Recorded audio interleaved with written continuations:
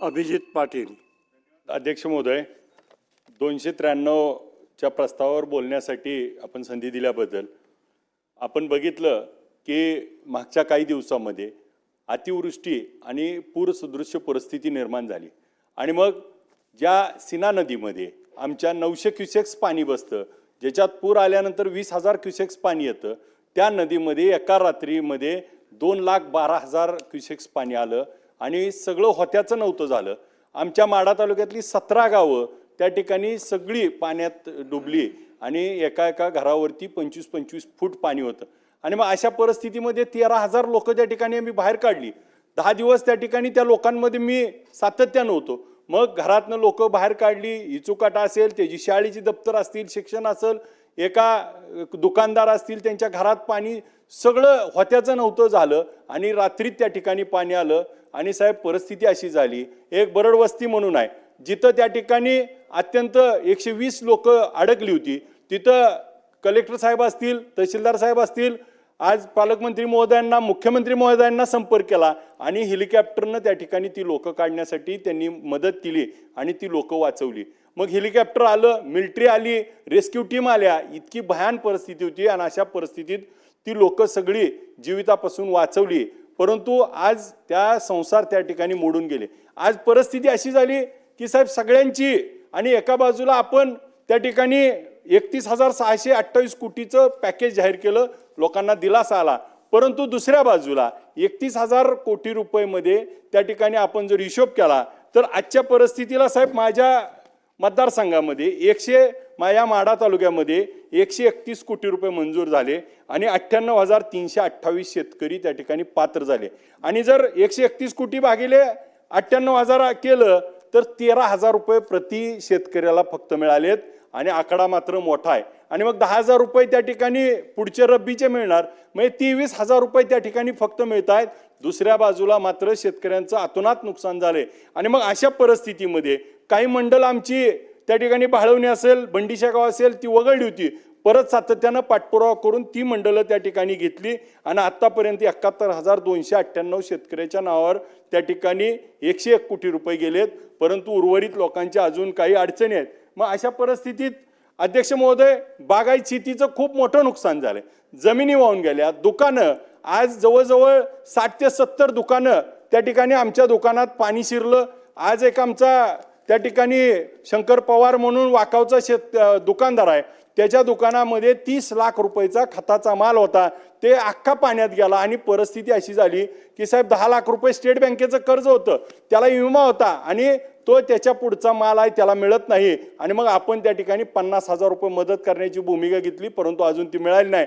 आणि मग तुटपुंजी मदत होती. एका बाजूला त्याचा होत्याचं नव्हतं झालंय, संसार सगळा त्या ठिकाणी मोडून पडलाय, त्याचं आता पुढचं भागवायचं कसं, अशी परिस्थिती आहे. आज अनेक त्या ठिकाणी आमच्यातले साहेब जनावरं वाहून गेली, शेळ्या, मेंढ्या, कोंबड्या, आज कित्येक जणांचे द्राक्षाचे शेड वाहून गेलेत, त्या ठिकाणी पाणी गेले, बागा उडून गेल्यात, त्या ठिकाणी केळीची परिस्थिती अशी झाली आहे. आणि मग अशा परिस्थितीत शाळेच्या मुलाची दप्तरं त्या ठिकाणी वाहून गेली. आज घरातली कपडे, किराणा माल काही राहिलं नाही साहेब. आणि 10,000 रुपयाची आपण मदत केली. 5,000 रुपयाची मदत होती, परंतु मुख्यमंत्री महोदयांनी दौरा केला, मुख्यमंत्री महोदयांनी 510,000 रुपये केली, परंतु त्यानं आधार पोचला, परंतु त्याचा संसार उभा राहत नाही. मग त्याला उभा करायसाठी आज कितीतरी घरं पडलीत. आणि मग अशा परिस्थितीमध्ये त्याला सरकारने मोठा दिलासा देण्याची आवश्यकता आहे. एका बाजूला साहेब, आपण त्या ठिकाणी एनडीआरएफचे नियम निकष वाढवून त्या ठिकाणी 2 हेक्टरच्या ऐवजी 3 हेक्टरला केलं, परंतु त्या ठिकाणी मदत जी मिळते ती प्रत्यक्षात तेवढी मिळत नाही. आज जवळजवळ माझ्या मतदारसंघात साहेब 629 DP पाण्याखाली वाहून गेलेत. आज पोल उडून गेलेत, आज शेतातल्या मोटरा धुवून गेल्यात. आज सोलारसाठी आपण सरकार म्हणतोय सोलार बसवा, सोलार बसवा, सगळे सोलार वाहून गेलेत. आणि मग आता त्याला सोलार मिळत नाही, त्याचा इन्शुरन्स, त्याच्या परत प्रोसेस. आज गेले 2.5 महिना झालं साहेब, पूर येऊन गेलाय. आजची परिस्थिती आहे, शेतात जाता येत नाही, शेतातल्या वरच्या पिकाला पाणी देता येत नाही, का तर सगळे DP वाहून गेलेत. आणि मग DP मिळत असताना आजची परिस्थिती, मगाशी एका सन्मान्य सदस्यांनी सांगितलं, DP मिळताना ते MSCBचे अधिकारी कुणाला तर 10,000, 20,000, 25,000ची मागणी करतायत आणि मग त्याचा प्रायोरिटीनं बसवला जातोय. हे मात्र खेदाची गोष्ट आहे. मड्यावर त्या ठिकाणी मड्याच्या टाळूवरचं लोणी खाल्ल्यासारखा प्रकार आहे. आज ही लोक अडचणीत आहेत आणि ह्यांना अजून आपण त्या ठिकाणी असं जर शोषण करणार असू, साहेब माझ्याकडे असे काही प्रकार आहेत की तलाठी सर्कलनी त्या ठिकाणी कुठं कुठं पैसे घेतले. आमचं म्हणणं काय होतं, अशा अडचणीच्या काळात ह्या लोकांच्या पाठीशी उभारलं पाहिजे, एक मानसिक भावना त्या ठिकाणी राहिली पाहिजे आणि या लोकांना त्या ठिकाणी आपण कुठंतरी मदतीच्या भावने. आज साहेब मी ज्यावेळेस मतदारसंघात त्या पुराच्या परिस्थितीमध्ये फिरत होतो त्यावेळेस काही आमच्या भगिनी त्या ठिकाणी आम्हाला टाळून रडत होत्या. काही शेतकऱ्याचं एक त्या धर्मे नावाचे शेतकरी आहेत साहेब, केवड गावामध्ये अक्षरशः 16 तास झाडावर लटकले होते. जनावरं त्या ठिकाणी सोडायला गेल्यावर येताना पाणी आलं आणि मग 16 तासांनी त्यांना हुडकून काढायची वेळ आली. 16 तासानं त्यांना हुडकून काढल्यावर त्यांचं माझं बोलणं झालं. ती म्हणले जर त्या ठिकाणी आबा 1 तासभर तुम्ही आला नसता तर आता हात सुटत होते आणि माझा जीव गेला असता, अशी अवस्था त्या ठिकाणी आमच्या.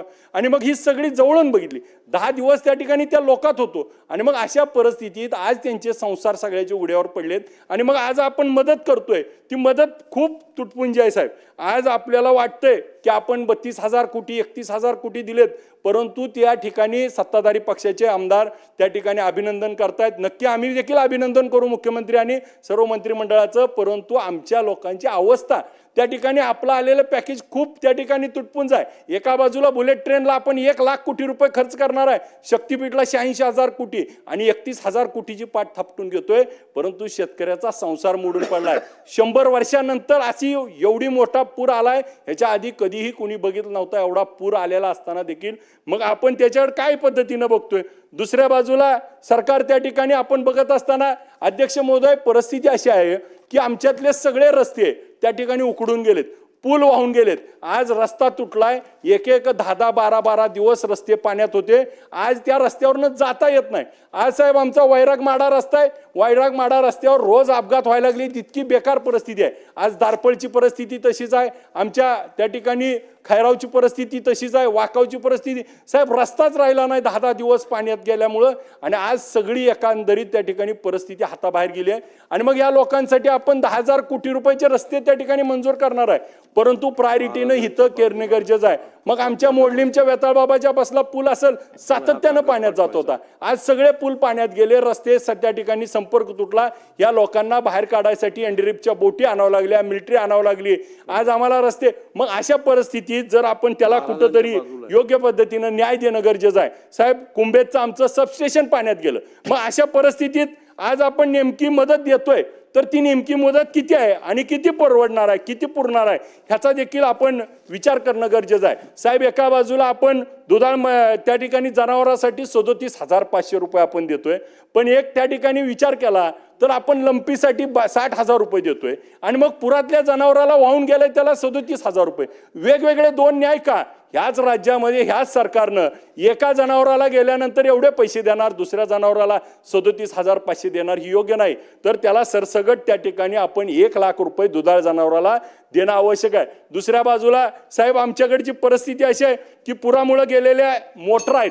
साहेब अध्यक्ष महोदय मला बोलू द्या. मगाशी 16-17 मिनिटं मगाशीच्या आधी सदस्याला दिले. साहेब माझ्याकडे MSC आजची परिस्थिती आमची इतकी वाईट झाली आहे की त्या ठिकाणी शेतातल्या मोटरा वाहून गेल्या, पाईप गेली, हस्ती पाईप गेलाय, मोटरा केबल सगळं गेलंय, होत्याचं नव्हतं झालंय. आज त्याला जर घ्यायचं म्हणलं तर 70 ते 80,000 रुपये लागतात. मग मोटर असेल, लाईट असेल, ते जे सगळं तयार करायचं आणि मग पुन्हा त्यांना आता कसं उभं राहायचं आणि